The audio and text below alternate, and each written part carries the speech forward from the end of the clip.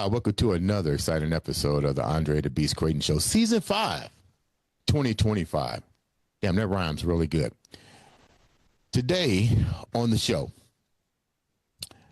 we're going to help launch a brand new podcast, one that's definitely emotionally impacted based on an individual's personal journey from one country to another, transformation, the whole 9 yards.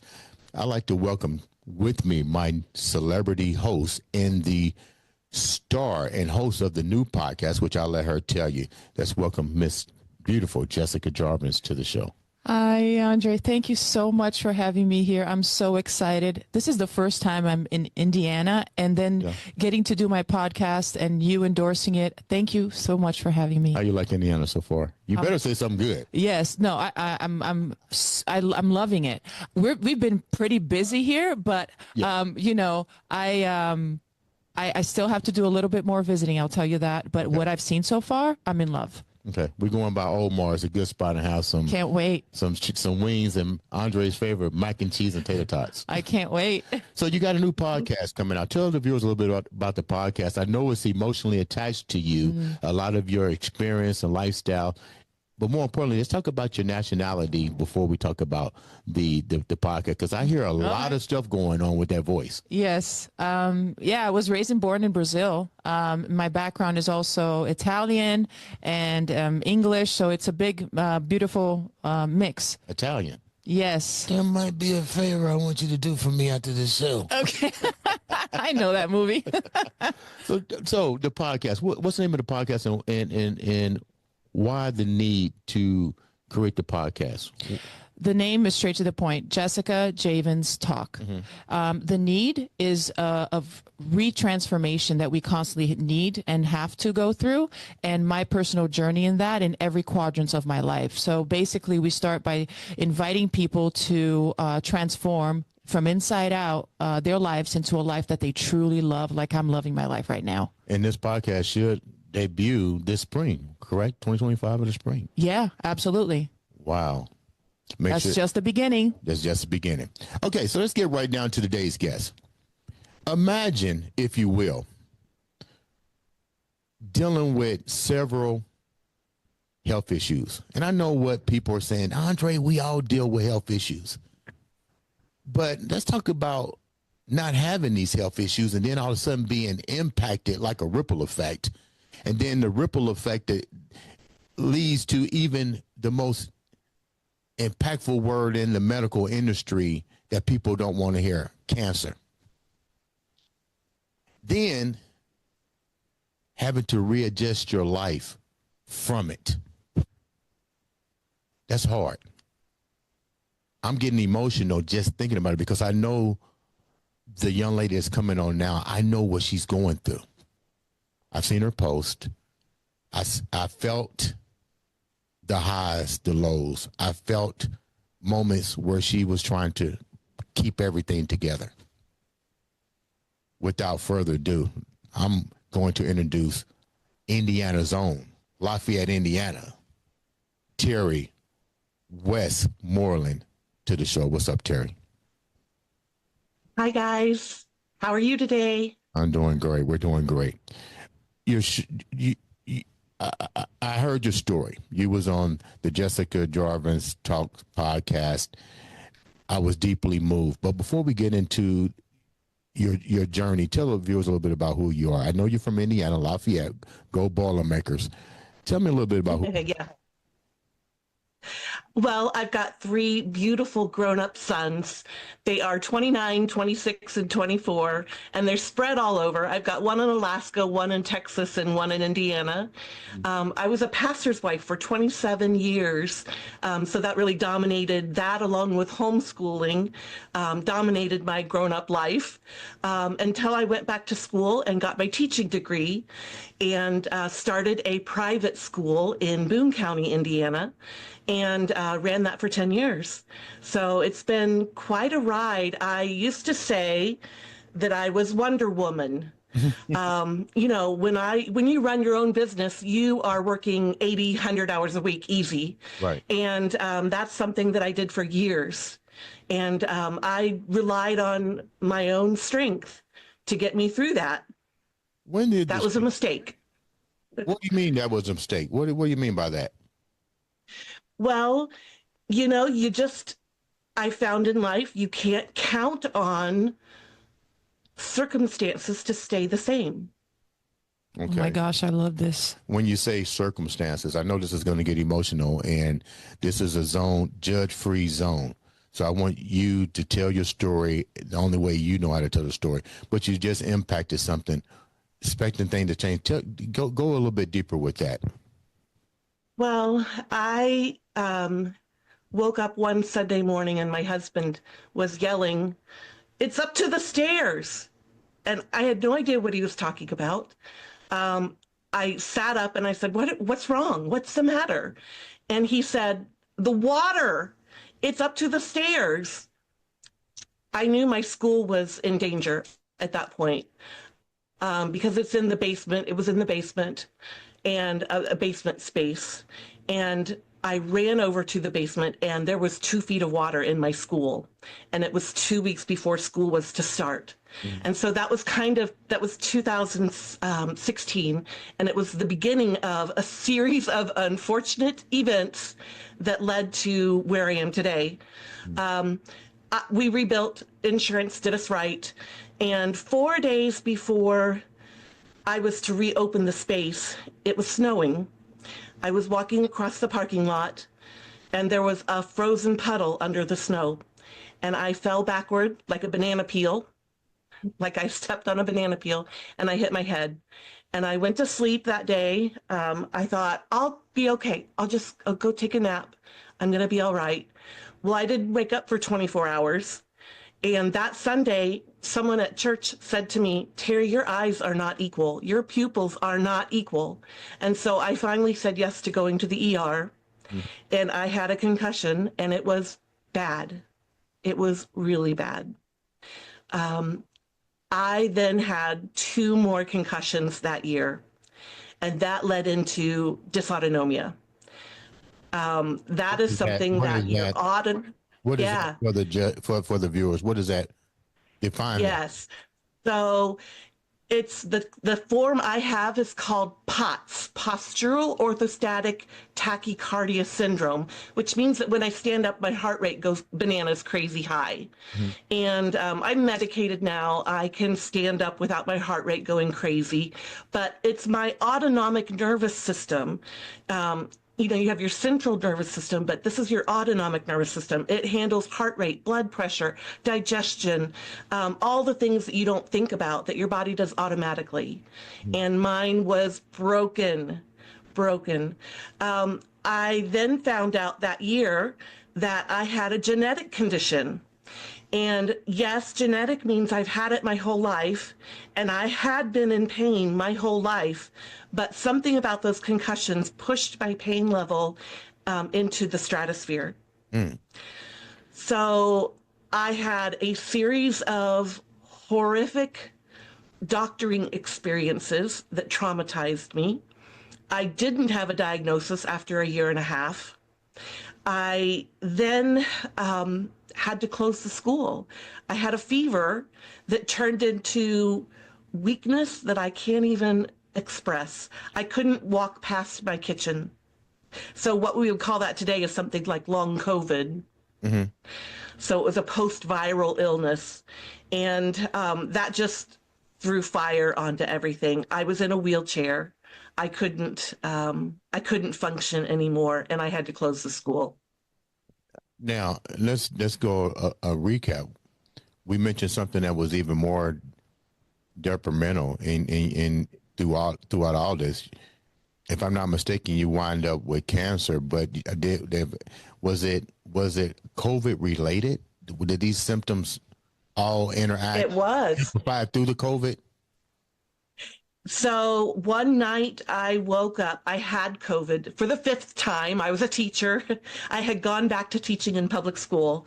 At that point, I had had physical therapy, occupational therapy, speech therapy, balance therapy, and I was recovered enough physically that I could teach again. And I was in Florida. My middle son was living with us at the time, and I woke up, it was about 3 a.m, and I couldn't breathe. I couldn't catch my breath. And I thought I probably got COVID pneumonia again. And but I had my son drive me to the ER, and I was there 19 hours. They did a CT scan, and they finally told me that I had a tumor on my right lung, and it was cancer.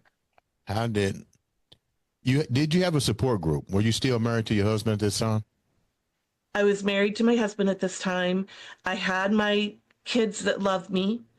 But we were in a state where I hadn't really made friends. I had a few teacher friends. But at that point, I wasn't plugged into the community at all. I didn't really have a support network at the time. No. When you wind up with the first diagnosis of cancer, I can't imagine how do you respond to something like that, unfortunately. I can just try to put myself in your shoes. You looking at your kids, you're looking at your husband, you've already dealing with a lot of pre-existing things. What was your game plan? What's going through your mind now? I know it's about survival. I know it's about family. You're looking at your sons, but take me down when you first got that. When you and your husband sat down, how did he help strengthen you to go through this journey? Unfortunately, he didn't. We had some crises in our marriage previously. That's why we moved to Florida, to be honest. At that point, it was 2 days before my PET scan to see if the cancer had spread. Right. He said to me, "I want a divorce." Oh. So unfortunately, I did not have the support of my husband. I fell apart. I absolutely fell apart at that point. I didn't have the ability to function. And so I took time off. I took family leave off from teaching, and I got some help. I plugged into mental health care, and it was deeply needed at that point because I could not go on. I was not okay.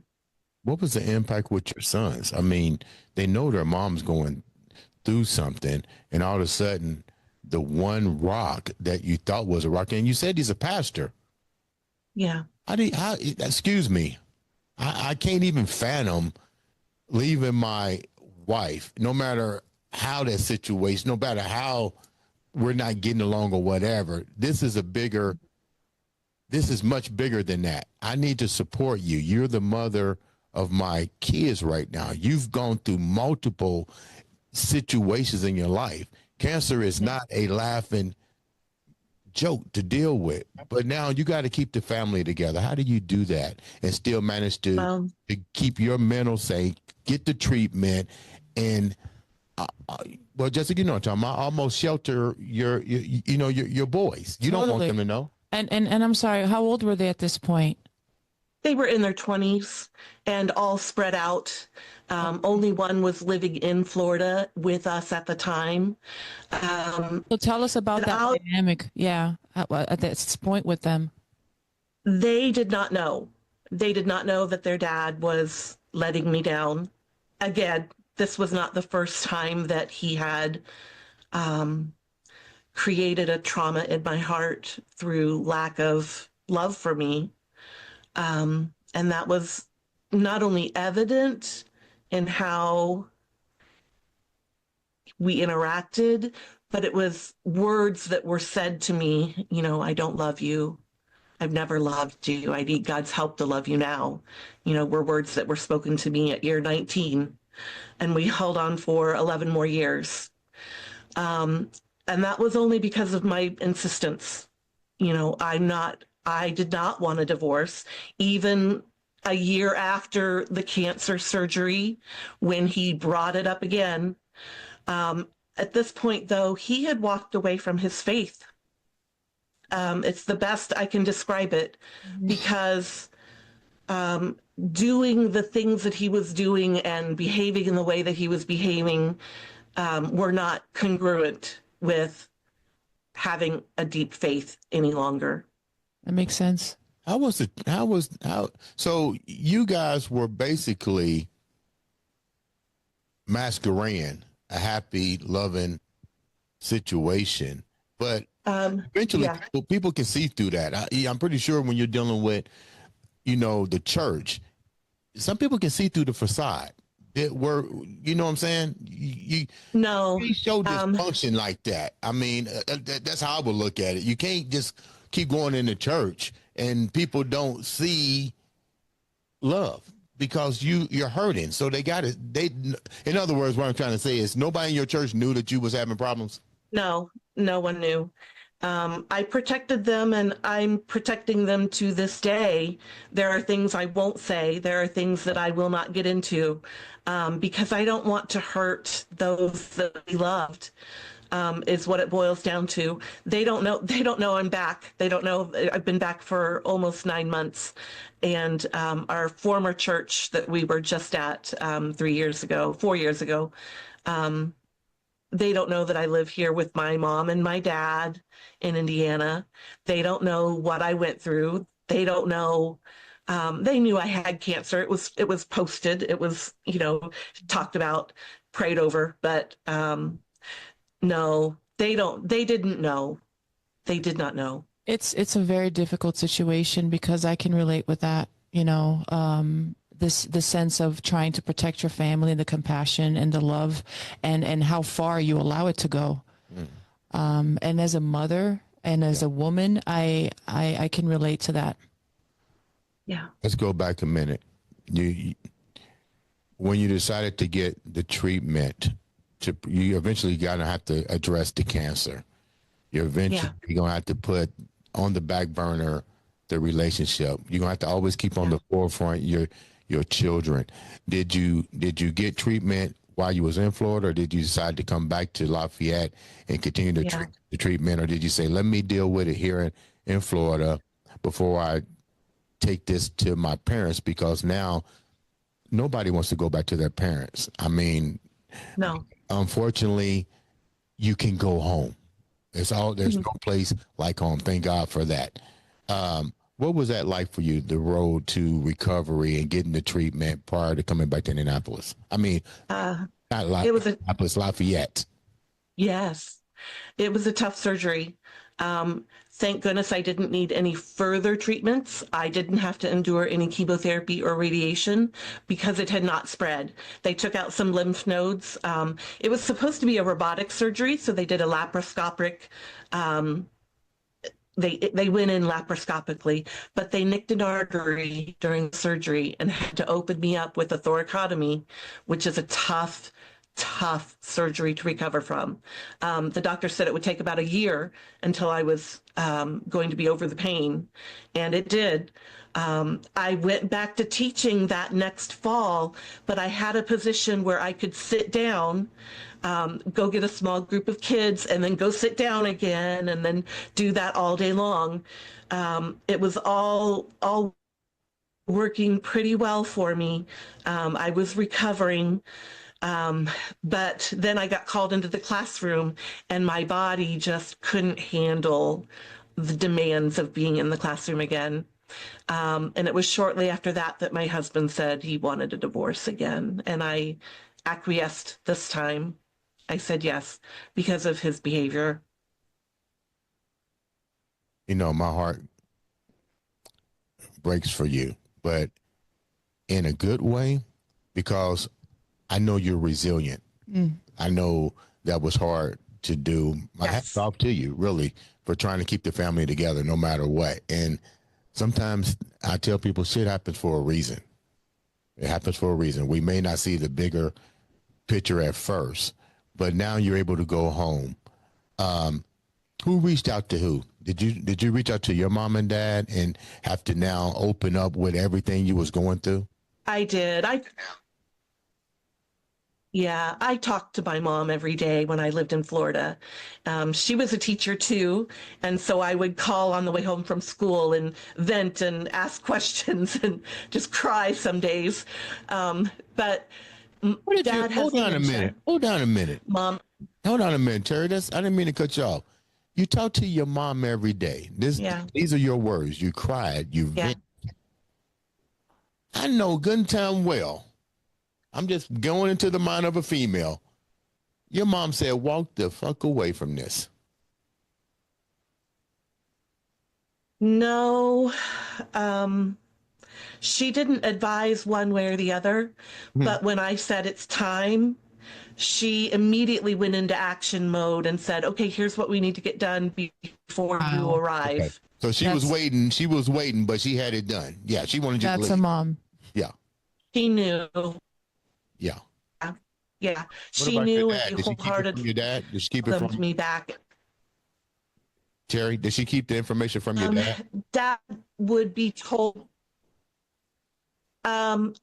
sort of. She went into what happened, but he wouldn't remember that he had been told. So his dementia is fairly advanced. So you wind up coming back to Lafayette, Indiana. What was that like for you? Readjustment, knowing that, you're done with your marriage, your kids are okay. How do you Humbling. recover? Yeah. It was so humbling to be this broken, applied disability at the time, because I didn't have the ability. After teaching a little bit, it's very evident to me that I could not do it long term. So I applied for disability. I isolated myself for a long time, several months. I got counseling. It slowly started to shift in my mindset.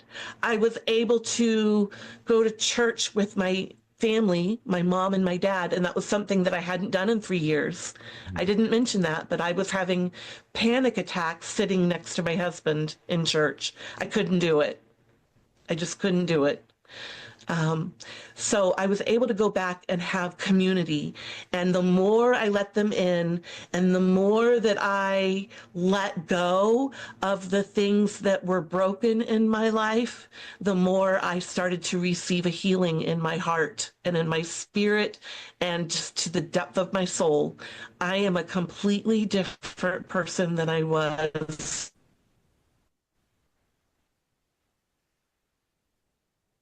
Man, I'm at a loss for words because I'm processing all of this information. Something that I wanted to talk about. You mentioned the fact that you're almost bedridden based on all of the health issues that you had.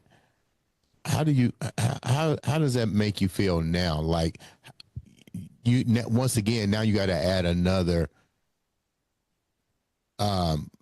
shift in your life. What was that like?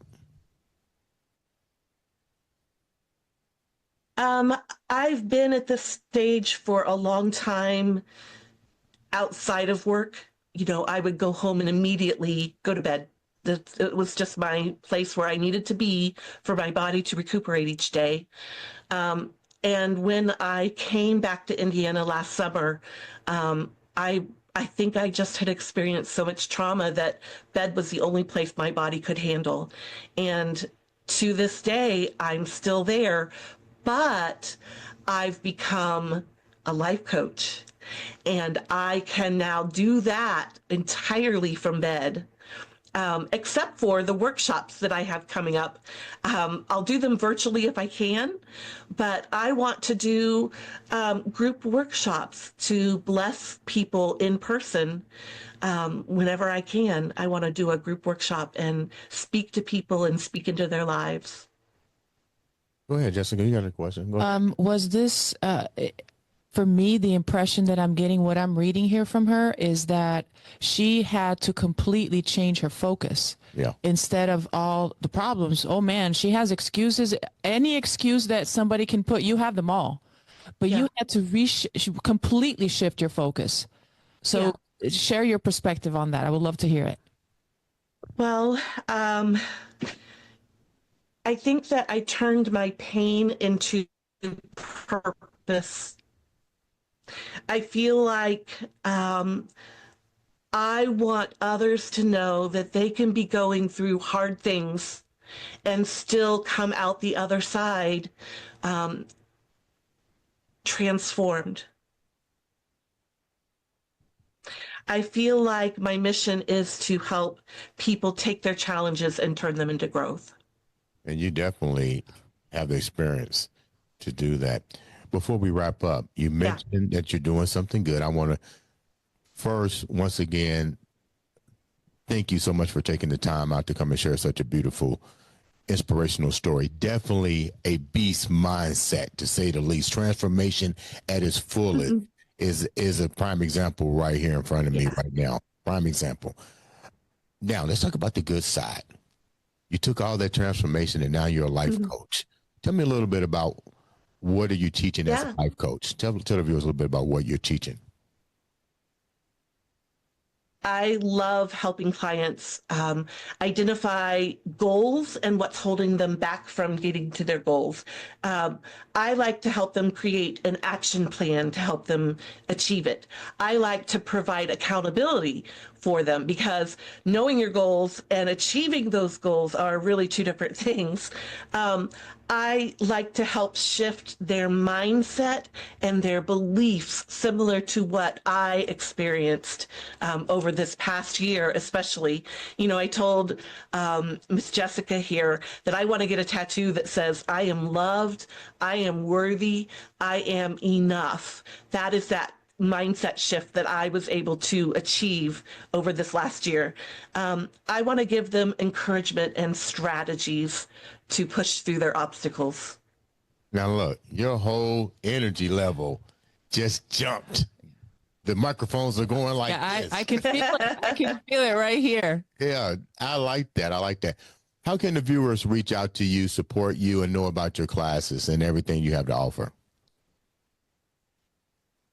I would love for people to go to my website. It's setfreetobeyou.com, and I'm on all the socials at setfreetobeyou.com.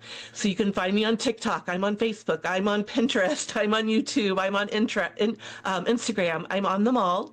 And, you know, there's a way to schedule a free discovery call that they can go to my website and do the schedule tab and just take a chance on yourself, invest in yourself, and do this free discovery call with me. Before we wrap up, I'm gonna give you this opportunity because you deserve this opportunity. I'm gonna let you close the show out, first of all, and I want you to close it out with this. I like the way that you said that, invest in yourself. A lot of us, that might be one of the biggest fears that we face, is we're too afraid to invest in ourselves. We follow the protocol, but we won't invest in dreams and ambitions. And here it is. You're a prime example of all of this tragedy that you've gone through, and you still gambled on the biggest prize of them all, which was yourself. Lead the viewers with what keeps you driven, and then close the Andre the Beast Crayton show out. All right, guys, listen, you deserve it. You are unique and special and loved just the way you are, right where you are. I want you to know that and receive that from me today. I want you to reach out, contact me, and you will see the difference in your own life. You will achieve the best version of you that you can be. Yeah. Thank you so much for joining us today. Ladies and gentlemen, this has been another exciting episode of the Andre the Beast Crayton Go Show.